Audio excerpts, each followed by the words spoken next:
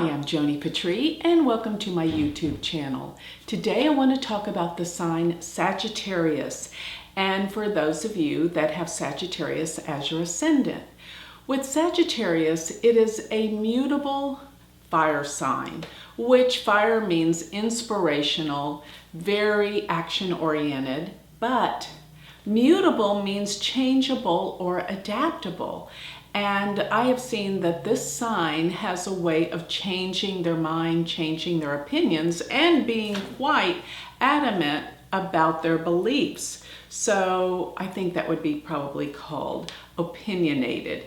And many times they can blurt out things without speaking. So looking at that, Jupiter is the planet that rules the ascendant.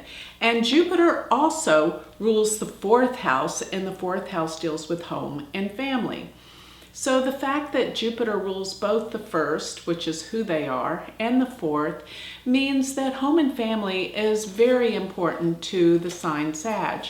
And it has a way of always being close to home, mother, nurturing, and just family celebrations and events are extremely important. Many times they will live close to the mother and care for the mother. Saturn rules the second and the third house. So Saturn is not a very good planet for this chart. The second house, whenever Saturn rules it, they can be frugal with their money and not be so over the top, but they tend to like to save money in very specific ways, but spend money in others. So I've known many people with this ascendant to be very frugal, maybe do coupons or go to certain stores for sales, but they can spend money on lottery tickets, such a thing as that. So there is this dispersion of how they spend their money. It's very different and very unique. So Mars rules the fifth and Mars rules the 12th. By the fact that Mars rules the fifth house makes Sagittarius a very intelligent sign. Mars rulership, the fifth house meaning the house of intelligence, the house of deep thinking. And when it rules the 12th, then this deals with this deep prodding thinking. And many times a lot of their opinions can be based on issues and things of the past, and therefore it makes them very good with history. They love to study history and things of the past. But with Mars ruling the fifth house and the 12th, there could be some complications or problems concerning children.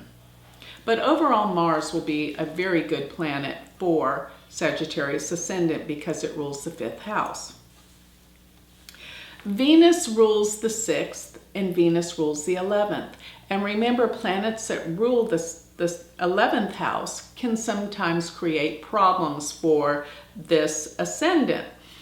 And the fact that it rules the 6th house, Venus is all about health and diet and nutrition. And so is the 11th house because it is the 6th house from the 6th house. So Venus has a lot to do with health and healing, and many times the 11th house is looked upon as the house of the ultimate healing because it's a 6 from the 6th. So it's the health of the health. So Venus, because it is a benefic, and it is not a good planet for this chart by the fact that it rules the 11th and the 6th, Venus can cause problems with health, and many times it could be over the top, things that are in excess. And Venus does represent many times sugars or sweets, so it could be overeating with things that are too sweet or causing problems with sugar, the digestion around sugar.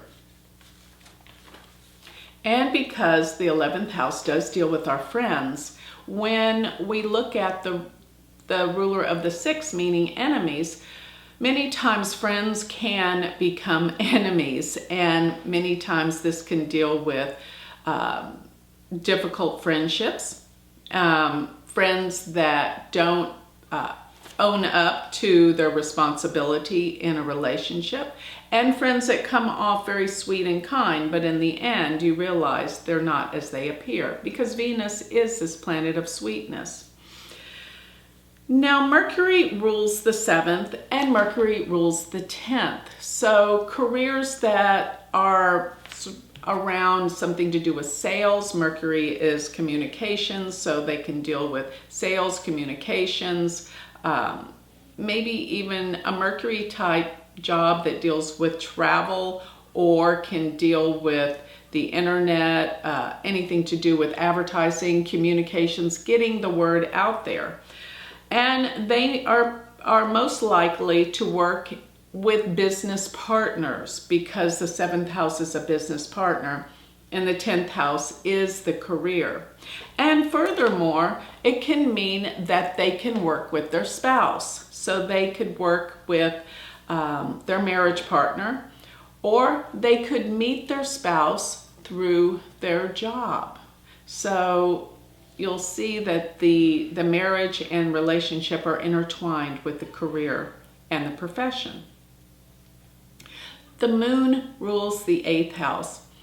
And even though the 8th house is the most difficult house, it's a dastana, the moon rulership of the 8th does not take on a truly bad quality for Sagittarius, because the moon is part of the planetary camp that Sagittarius is about. Remember, the planetary camp are the planets that are friends with each other, and the planets that are friends with each other will always be ruling the triconal houses, 1, 5, and 9.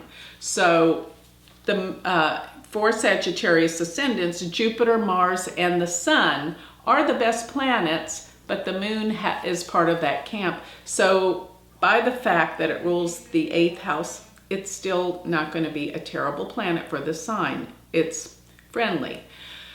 But the moon represents change and fluctuations, and many times when it rules the 8th house means money that comes to you through other people, which can be relative to inheritances or even the spouse's money. This means that there's this fluctuation of how this money comes in and goes out. The sun, by its rulership of the 9th house, this is the father, this is teachings, this is higher education, and the sun shines, and these are areas that are bright and shining in this individual's life. So they have deep respect for their father. The father has great authority and has done probably some great things in life. The sun shines, and the sun is a leadership planet. So the father's a leader. Plus, they may find that they have teachers that truly inspire them, that lead them into professions that they are passionate and driven with.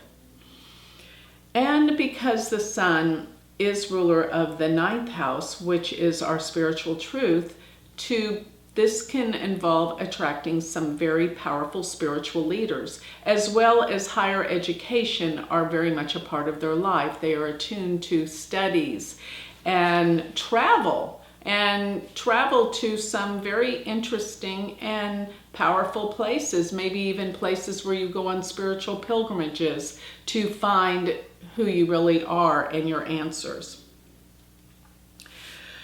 So that pretty much covers all of the planets and their rulerships for the sign of Sagittarius. And one thing I want to go back to when I was mentioning that Sagittarius can be such an opinionated sign that can blurt out what they are thinking, and this can deal with the difficulty of speech, because Saturn rules the 2nd, which is our speech, and the 3rd, which is our way of communicating, and they somehow need to work on their ways of communicating with other people so that it's not so rigid and harsh.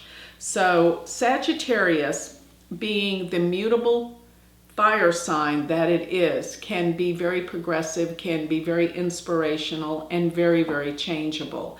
But this is a sign that can deal with spirituality, because most of all, it's ruled by Jupiter relative to it is the ninth sign, which is relative to the ninth house, which deals with their spirituality, their search for the truth, and getting to the bottom to find their answers. So once again, the positive planets for Sagittarius are Jupiter, Mars, and the Sun. And probably the most difficult would be Venus, by the fact that it rules the 6th and the 11th. And Saturn, by the fact that it rules the 2nd and the 3rd. And Mercury, because it rules 2 angles aside from the Ascendant, the 7th and the 10th, it does lose power. It does go down in strength. Remember that. When a benefic rules 2 angles aside from the Ascendant, it loses its power to do good. So with that, I'd like to close. And if you would like to learn more about astrology, you can go to my website, which is galacticcenter.org. And if you want to take your studies to a more serious place, remember I have a university, University of Vedic Astrology.com. Thank you.